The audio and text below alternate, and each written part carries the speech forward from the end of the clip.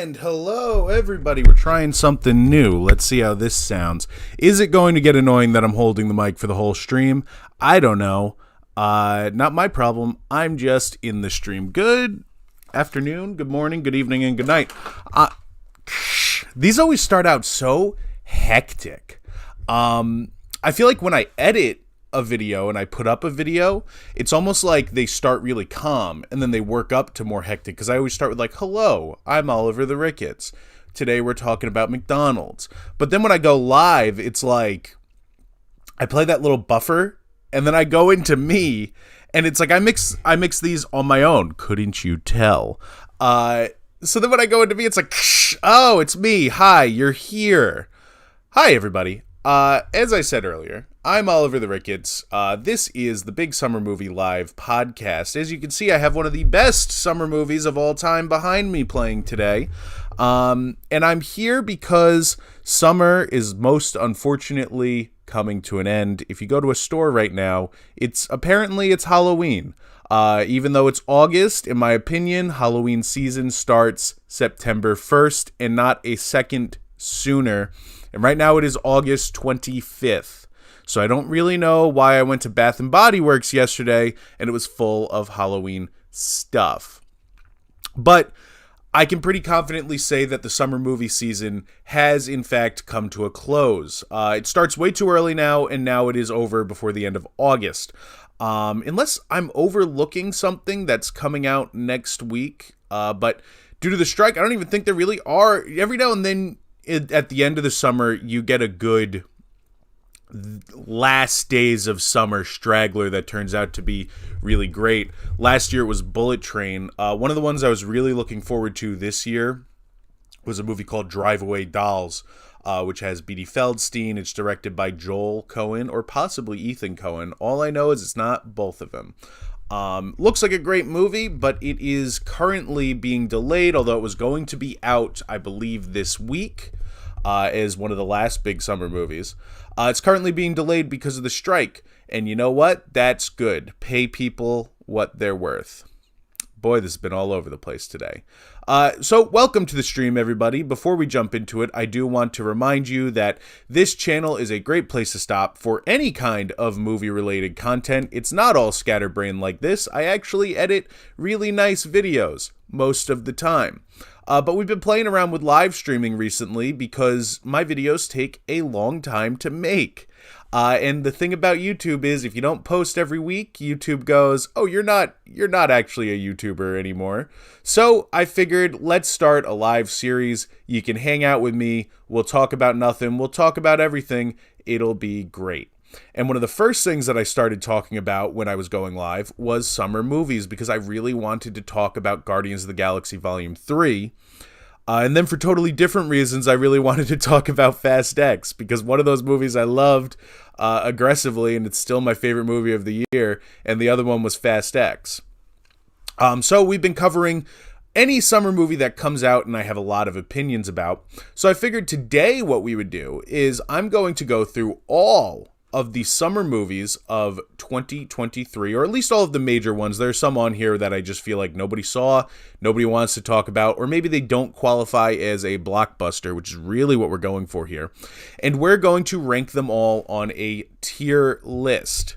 There were some great movies this summer, and there were some horrendous bombs. There were some movies that should have been way better than they actually were.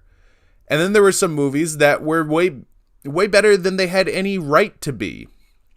It's a summer of The Flash, which is one of the biggest box office disappointments of all time. I believe the 5th biggest. And then the very same studio put out Barbie, the first over $1 billion movie to be directed by a female director, a pop culture phenomenon, to be sure. If anything is true, it's that this summer for movies has been truly unpredictable. There's been no predicting it. That's what unpredictable means. That's what unpredictable means, everybody. And I saw almost everything that was out this year. I missed the Meg 2, The Trench, and I don't think I missed anything on that. I missed Strays. Again, haven't heard great things. But I can only see the movies that I have the time to see. And I'm pretty happy with everything that I saw. I put off this stream because I waited around to see Blue Beetle at the end of the year. And it's a movie. I saw it. So we're going to jump right into it, and we are going to start ranking the 2023 summer blockbusters based on the order that I saw them in. So as you can see on the bottom, this is all the movies that are in contention. Let's see, how many do we have here? We got 1, 2, 3, 4, 5, 6, 7, 8, 9, 10, 11, 12, 13, 14, 15, 16, 17. And that's what we're going to be up to today. We're going to be ranking all 17 movies that I consider to be major summer blockbusters, and one that I admit is not, but I want to recommend that everybody see it. Before we get started, folks, please remember to hit the like button and to hit the subscribe button to support all of the content. To support all of the great content that I make here. A lot of work goes into everything that I do here. We cover movies, we cover pop culture, we cover strange happenings. We like to do a little bit of everything here. And the best way to do that, especially if you're a eclectic channel like I am, is to have the support of the viewers and the people at home. So thank you very much for hitting the subscribe button. And without further ado, let's talk about this crazy movie summer. And we're going to go piece by piece through it as we do our ranking. And actually, before that, I do want to remind everybody that we have a birthday in the house.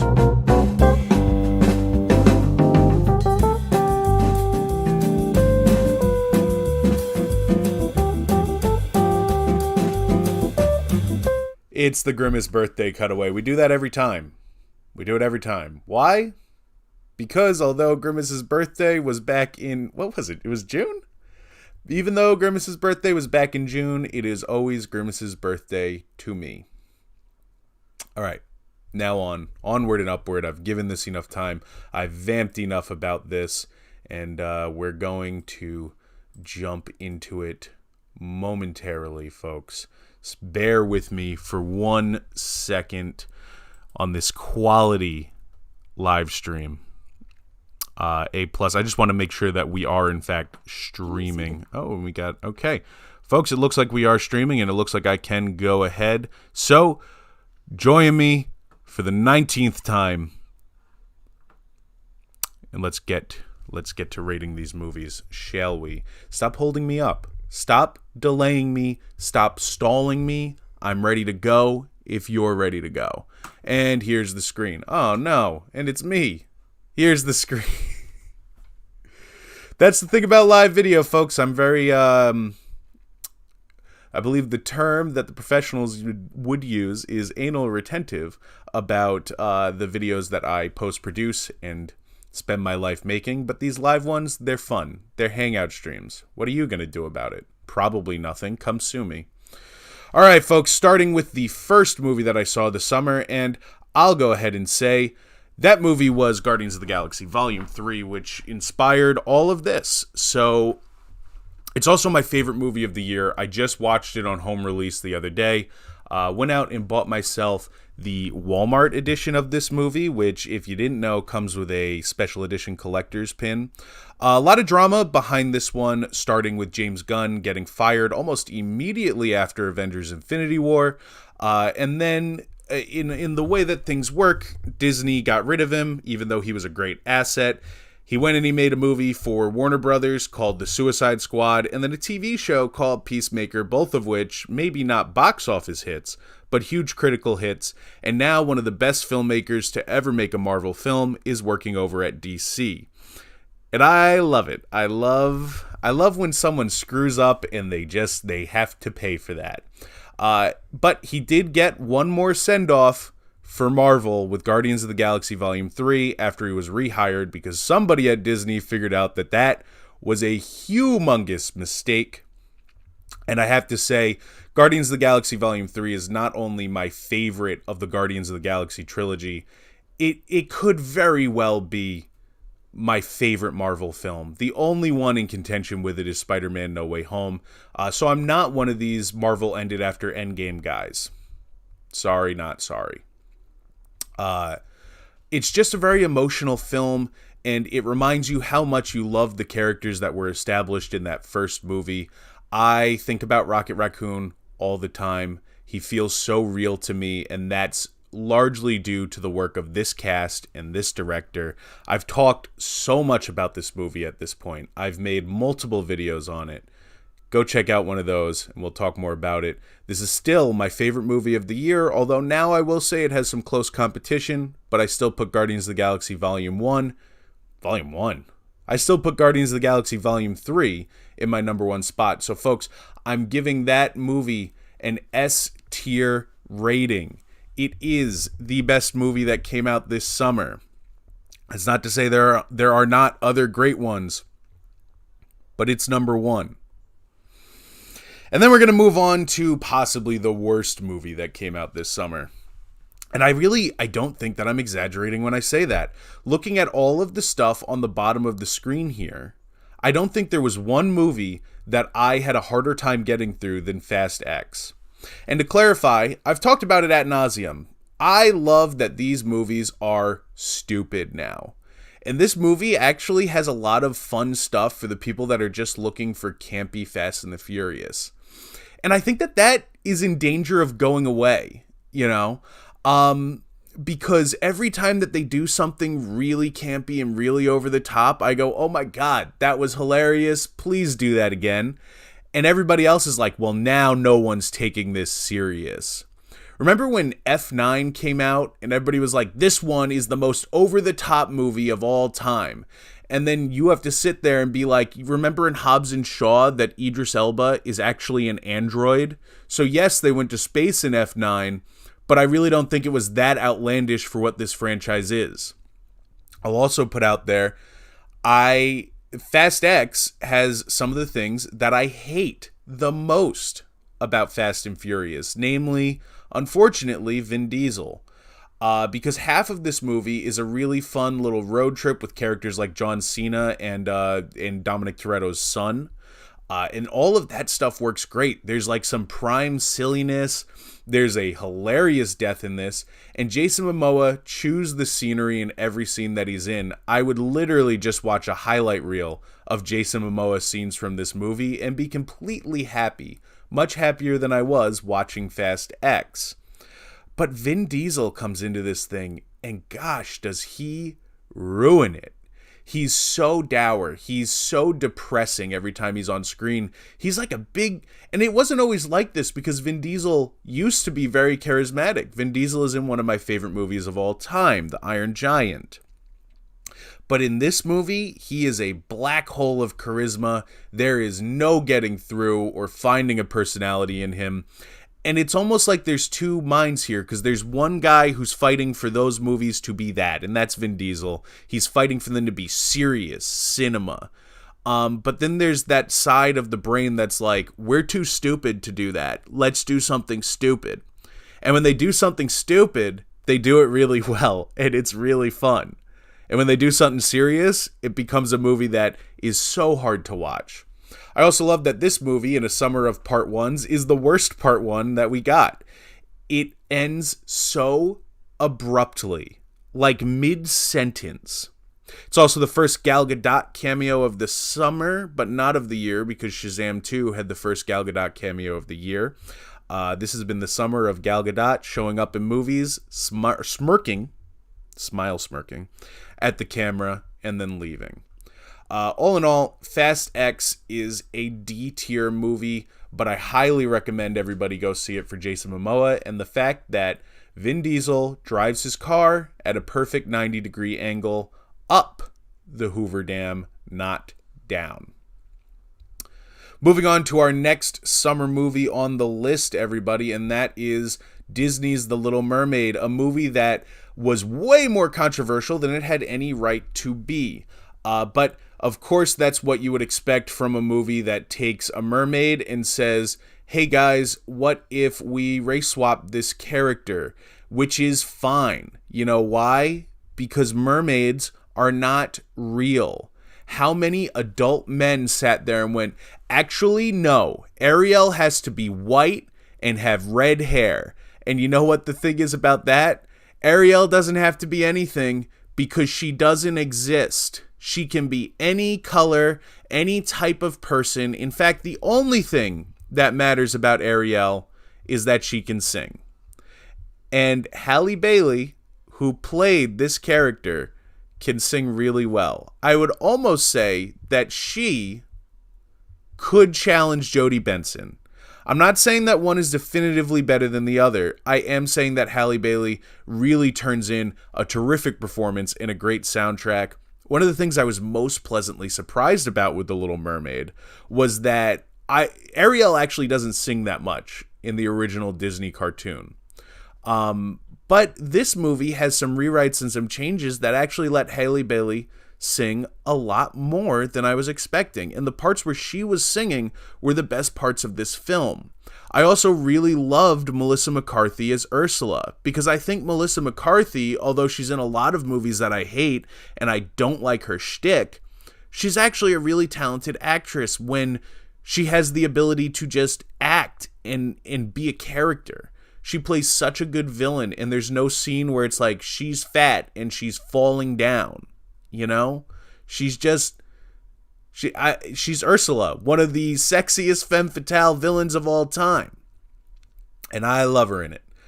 She did a great job. I think the downfall of this movie is that it is ultimately just a Disney remake, and none of these Disney remakes are ever going to be better than the Disney cartoon classics. And I'm beating a dead horse by even saying that. The only one that I think really had some substance was The Jungle Book, Jon Favreau's Jungle Book. I thought that was a great movie, but it is not The Jungle Book. It's a different movie than the Disney cartoon. However, as far as the one-to-one remakes go, or the ones that are story beat, sing all the songs, The Little Mermaid is really fun. I had such a great time with it. I'm putting it as a B. Is it a flawed movie? Yes. But it's still a good movie. And next up, we have a lot of people's favorite movie of the summer. It is the movie that I thought would be my favorite going in. Because if you've been here for any amount of time, you know that I love Spider-Man. It's the only summer movie that got an edited, fully produced video out of me, because I cover all things Spider-Man on this channel. And the talk about Across the Spider-Verse when it was coming out, or once it had played for audiences, was that this was the best Spider-Man movie ever. And of course, how could that be true? There have been 10 Spider-Man films from Sony. And it's very hard to be the best one, and that's never what I'm expecting when I go in to see a Spider-Man movie. I will love a Spider-Man movie just because Spider-Man is in it. Even The Amazing Spider-Man 2, which I firmly believe is the worst film in the Spider-Man canon, I still get a lot of enjoyment out of. I still pull it out all the time because I love Spider-Man. So I knew I would like this movie no matter what. But when people started talking about how this was one of the best Spider-Man movies, if not the best to ever exist, and that it was better than Into the Spider-Verse, of course your expectations get high, because Into the Spider-Verse is objectively the best made Spider-Man film, and it's my third favorite one. Now, I don't think Across the Spider-Verse is better than Into the Spider-Verse. Maybe I will when Beyond the Spider-Verse comes out and I can see the ending of the movie. Then maybe my opinions will change. But as it is right now, I think Across the Spider-Verse is a worthy sequel to Into the Spider-Verse, but it is nowhere near as good as Into the Spider-Verse. But from a production standpoint, this is the most impressive movie to come out this year. This is the best made on a technical level film that I got to see this summer. The animation is flawless. It's so creative. There are so many different techniques used to tell this story. I just wish that I personally was more invested in the story, if that makes any sense. I made a whole video about it, so I'm not going to beat a dead horse on it, but I really enjoyed this film. I'm going to give it an S tier rating. I just thought that I would like it much more than I did. I thought that I'd be over the moon, but I came out saying, yeah, really good. You know what I mean? And part of that is the hype, and I can't wait to watch it again. I'm a physical media boy, so I have not seen it on its home release. I saw it 3 times in the movie theater. So again, I really enjoyed this movie. There are parts of it that I think are some of the best things here. But nothing is emotionally as resonant as Miles and his dad talking to each other through the door in that first movie, which is unfortunately the bar that it had to hit to be the best Spider-Man movie. But it still is one of the best movies of the year and of the summer. But I'm waiting for September to watch it again. When I have my Blu-ray already pre-ordered, I'll be watching it again in September, and maybe my opinions will change after my 3 in-theater viewings. Right now, I'm putting it as an S tier, but I'm putting it behind Guardians of the Galaxy Volume 3, which is the #1 movie of the summer. But of these that I've already rated, it's easily number 2. Next, we get to one of the most controversial films and the biggest flop of the summer, the biggest flop of the year, and the biggest flop post-COVID, the 5th biggest flop of all time, and that's The Flash. I've again made a whole stream just talking about The Flash and the things that I liked and the things that I didn't like. This movie was hyped up to be one of the best films of all time by Warner Brothers. How many famous people, including Stephen King, Tom Cruise, other people, how many people came out and were like, dude, The Flash is going to blow your mind? And I think that there might have been a version of The Flash along the 15 years that it took to make it that might have blown my mind. I think there are good odds that this was a better movie before we got to see it, because there are very clearly a lot of reshoots that went on with this movie that made it something totally different than when it started production. Went through so many director changes. Honestly, it's amazing that it even got made. But if you told me before the summer started that a movie that starred Michael Keaton returning as Batman was going to bomb at the box office, I would have told you that that had to be the worst movie of all time if it was going to bomb in that way. Oh, no. Pardon me, folks. If it was going to bomb in that way, because there's so much promise in that potential. If it was just going to bomb, that speaks to the quality. And I think a lot of people did not connect with this movie, possibly because of the hype, or in a weird way, possibly because the marketing campaign was really only done as like an inside baseball thing.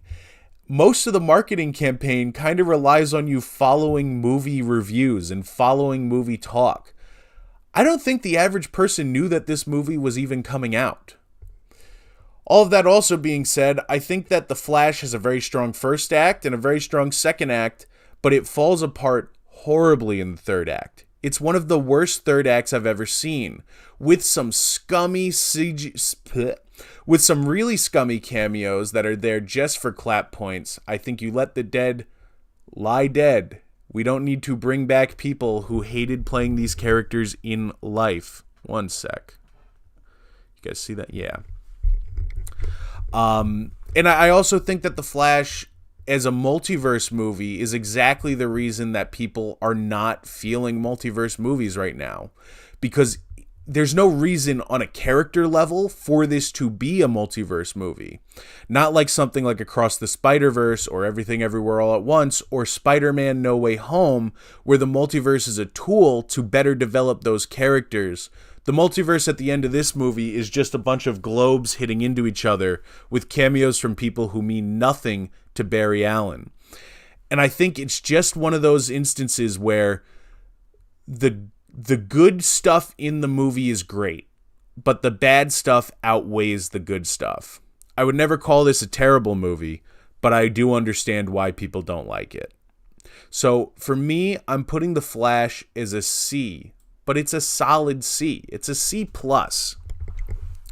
I will watch it again eventually in my life. I'm just not in any rush right now. It had potential to be so much better. I can't wait to see DC go forward and do a new thing that is not this. Next up is one of my favorite movies of the entire year, folks, and that is Asteroid City. Pop it up here.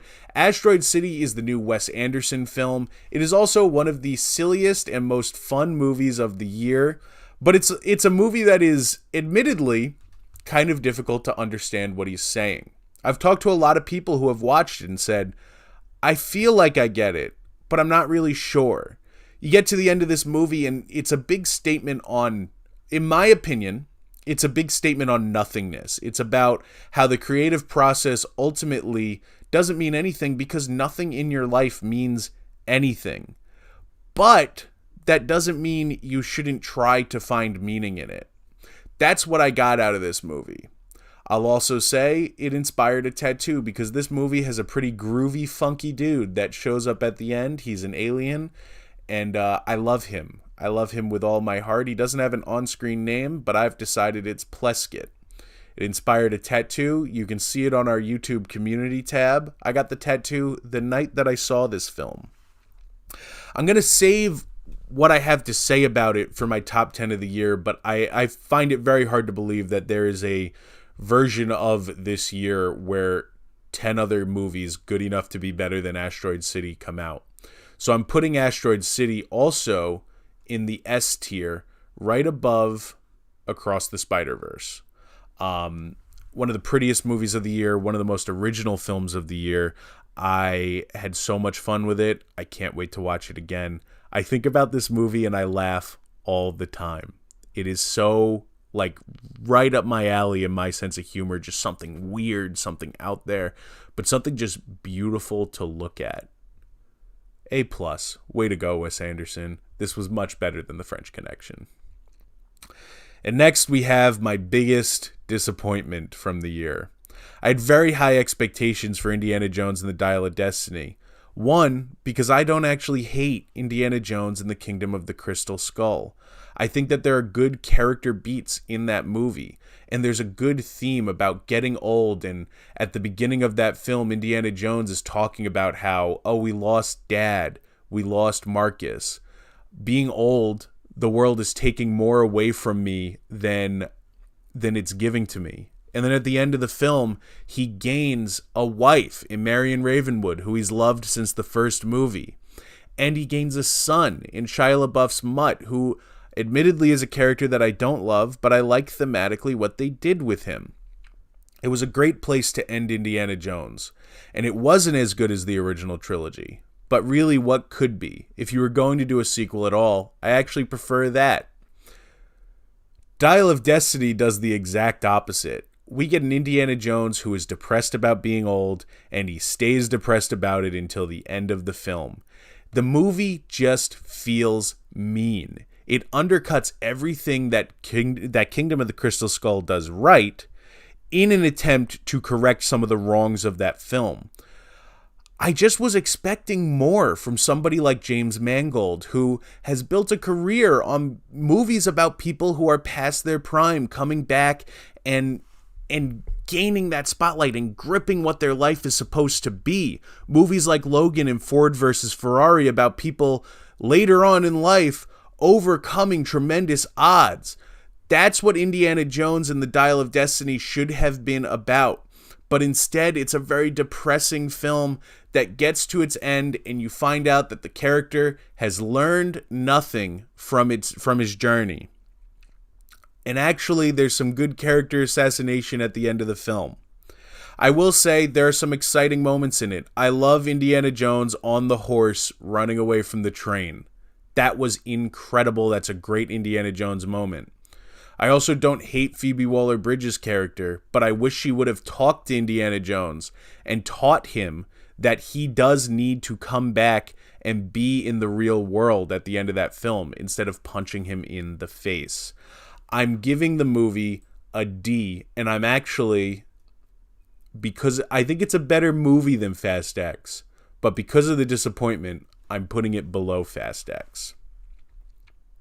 Next up is a film that I was very pleasantly surprised by. I missed most of the big comedies this year, including Joyride, which I really wanted to see. I will be catching it when it goes to home streaming. I believe it's going to HBO Max. It might be going to Paramount Plus. I was really excited for that film. But I wound up seeing this film instead with a group of people. The movie is No Hard Feelings, starring Jennifer Lawrence, who of course I love. I had very low expectations for this movie. I thought the trailers looked god awful. I hate movies where the concept is this girl thinks that she's hot. She thinks that she could just hook up with this guy. And he thinks, ew, no. Realistically, even if Jennifer Lawrence was older than you, Jennifer Lawrence is trying to hook up with a newly 18-year-old guy. He's springing on that. What is this concept? You know, and that feeds into movies like I Feel Pretty, where it's like, it almost, the joke is kind of mean, because it's just saying like, oh, unless you are a size 1, you can't, chubby people can't have sex. Anyway, I don't care for this trope really at all. But this movie is not what the trailer made it seem like it was. It's actually a really, really well thought out, smart comedy. And I really appreciated it a lot. So I'm going to put No Hard Feelings actually in my A tier for the summer. In a summer that I didn't get to see a lot of comedies, it is a good one, and it does consistently make you laugh. It goes beyond raunchiness and does stray into being just a legitimately clever film. And I liked it a lot. Next up, we're at what a lot of people would consider to be the best movie of the summer. Certainly the winner of the summer box office, and that is Barbie. I'm fingers crossed that Barbie even crosses over Super Mario Bros., which I did not care for. It becomes the highest grossing movie of the year because it really deserves it. When you think about this movie, it's just so solid. It's so fun and it's so silly. And controversy aside, because I've made an entire video about the people who are afraid of women, who want to make it seem like this is the worst film that's ever happened. It's not. It's a wonderful movie with great performances from Margot Robbie and Ryan Gosling, but also just really clever concepts. The most important thing I want to get across about it is that it's a weird film. I love that. We don't get weird, risky films in the mainstream anymore. You know what I mean? A lot of the things that I like about Asteroid City, I also like about Barbie. And it's a movie that's not afraid to be a blockbuster for the entire family, but also be strange, be a little surrealist, be a little out there. And I love that. I'm so happy that a movie like this came out this year and was allowed to exist at all. And for all the money that it's making, I'm very happy for that. And what a great weekend, too. What a great weekend at the movies to see this and Oppenheimer existing at the same time and making all the money, proving that A, people still love going to the movies, and B, you should pay the creatives who make your movies because that's how you make money. The strike is good. I'm putting Barbie in the S tier. I'm putting it above Asteroid City and Across the Spiderverse. You can already see that this is kind of where my top 10 list is going to be later this year. But that order is, of course, subject to change. That version of Push is still a banger. I've talked about this movie ad nauseum. On to Oppenheimer, which is a banger in its own right. I loved Oppenheimer. I didn't love it as much as Barbie, and I still think that Barbie is the winner of that weekend, obviously. But Oppenheimer makes a solid case for being one of Christopher Nolan's best films. I'm personally a big sci-fi guy, and I appreciate that Christopher Nolan is one of the last people bringing us good science fiction that is out of the box. So it's not one of my favorites of his. I like the sci-fi stuff more than the history stuff, but Oppenheimer is one of the best third acts that I've seen in a movie in forever. Like all year, the only other one that has it beat maybe is Guardians of the Galaxy 3 because of those emotional points. But Robert Downey Jr. just gives in a world-class performance.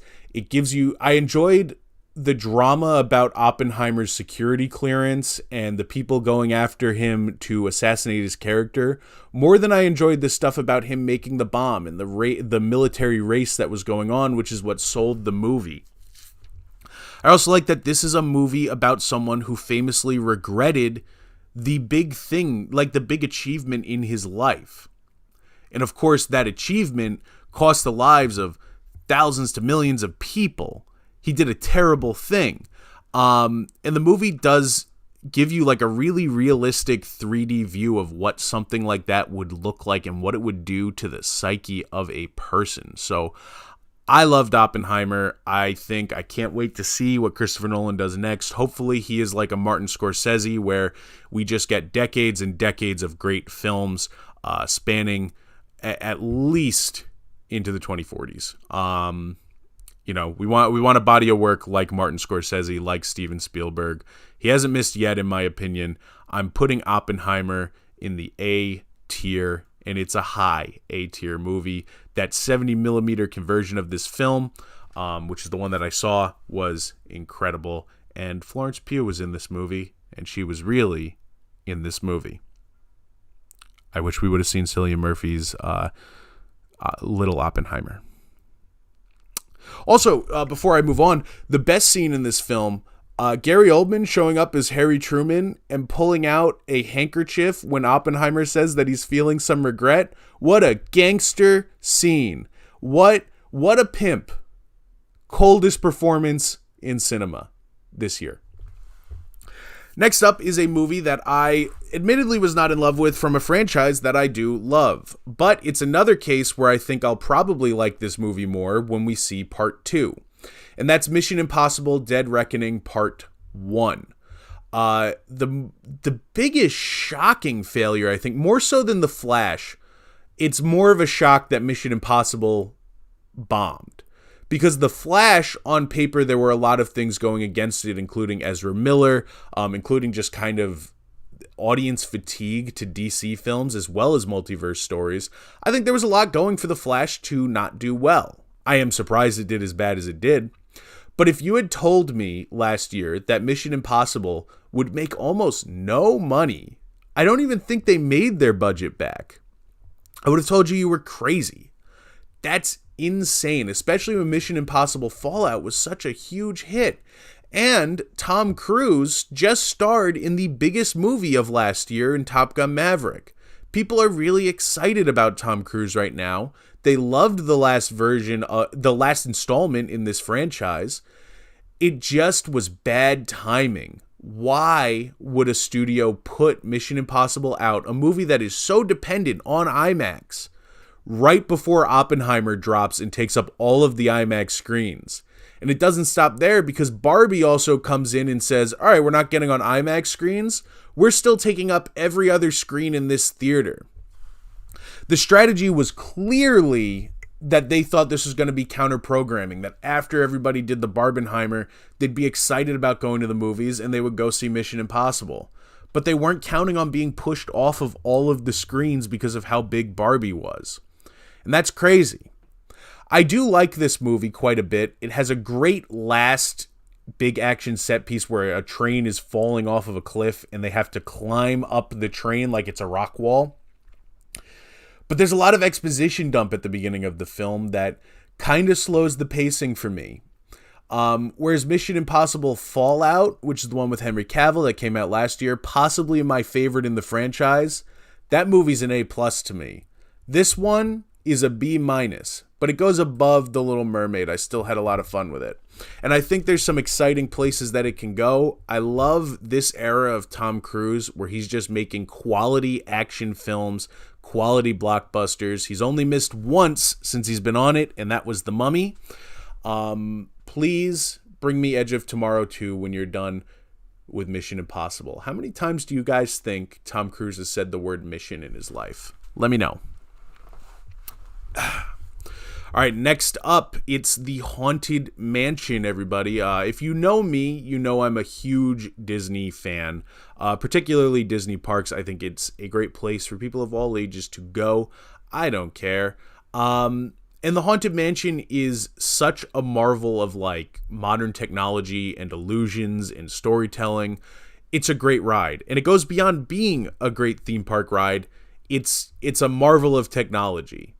And I've always wanted to see a Haunted Mansion movie that was just really silly and really embraced what it was. And that's what this movie is.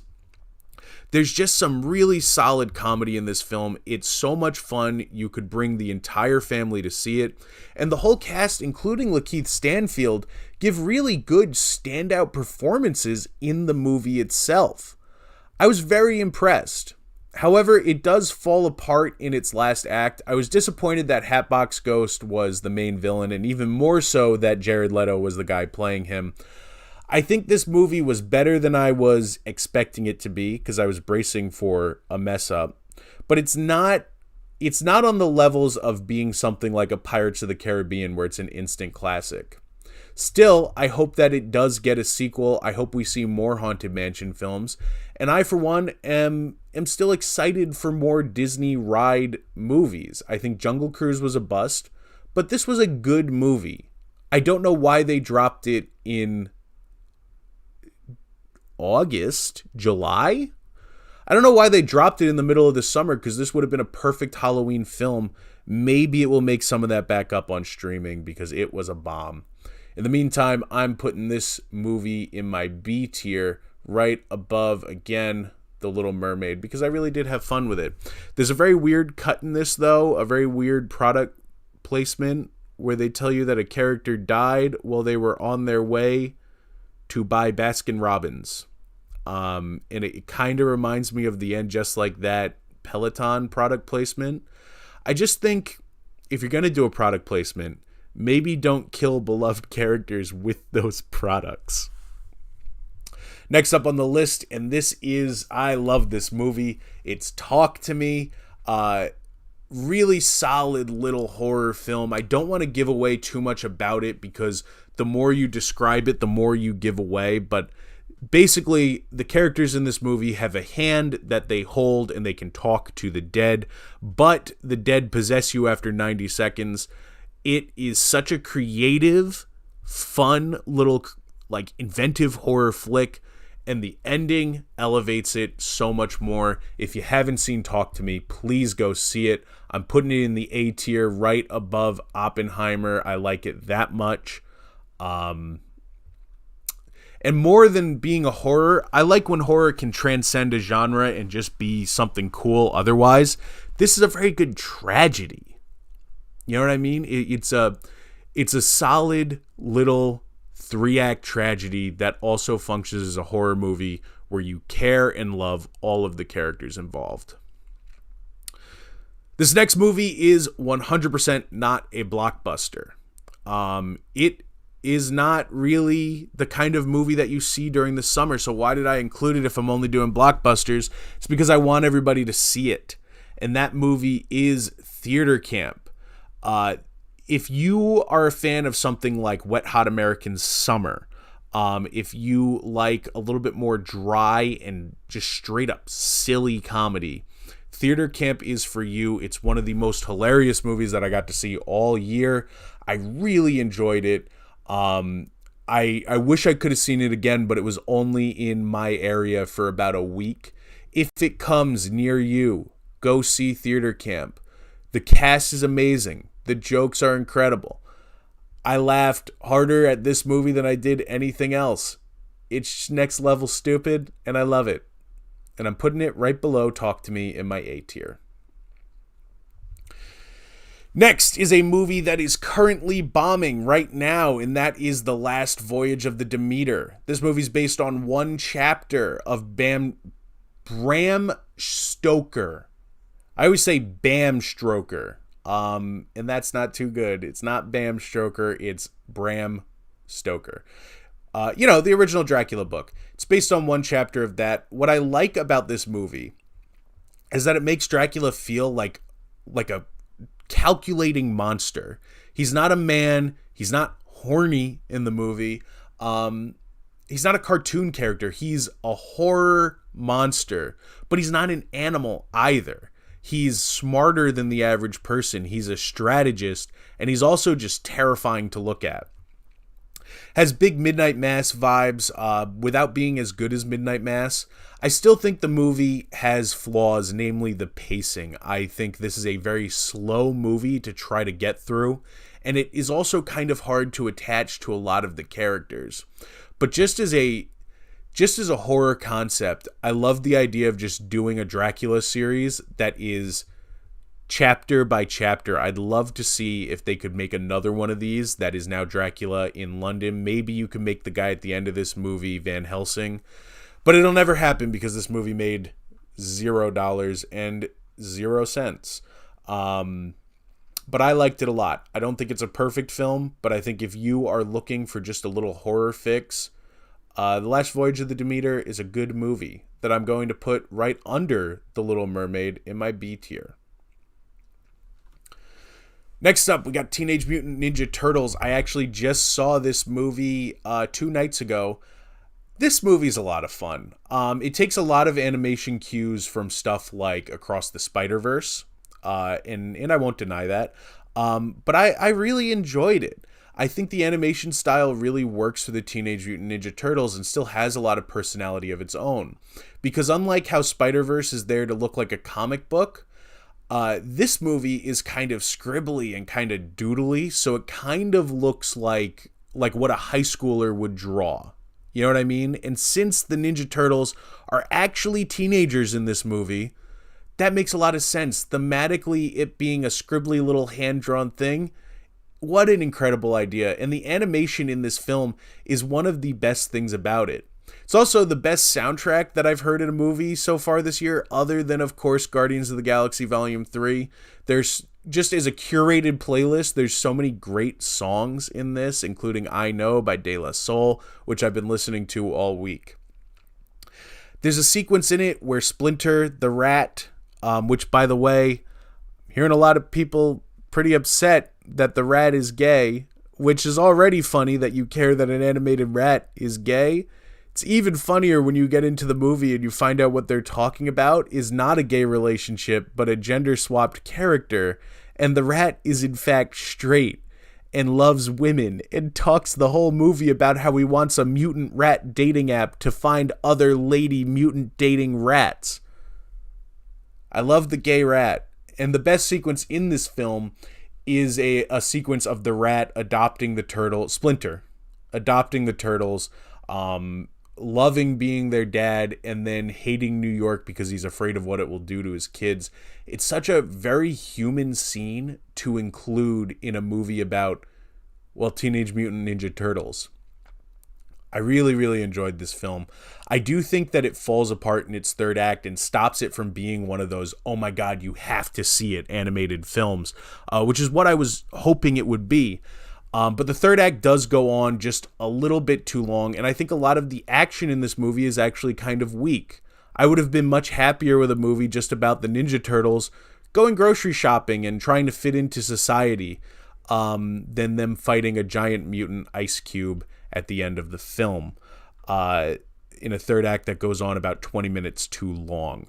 So I'm giving Ninja Turtles Mutant Mayhem a B, but I'm putting it above Mission Impossible Mission Impossible Dead Reckoning Part 1.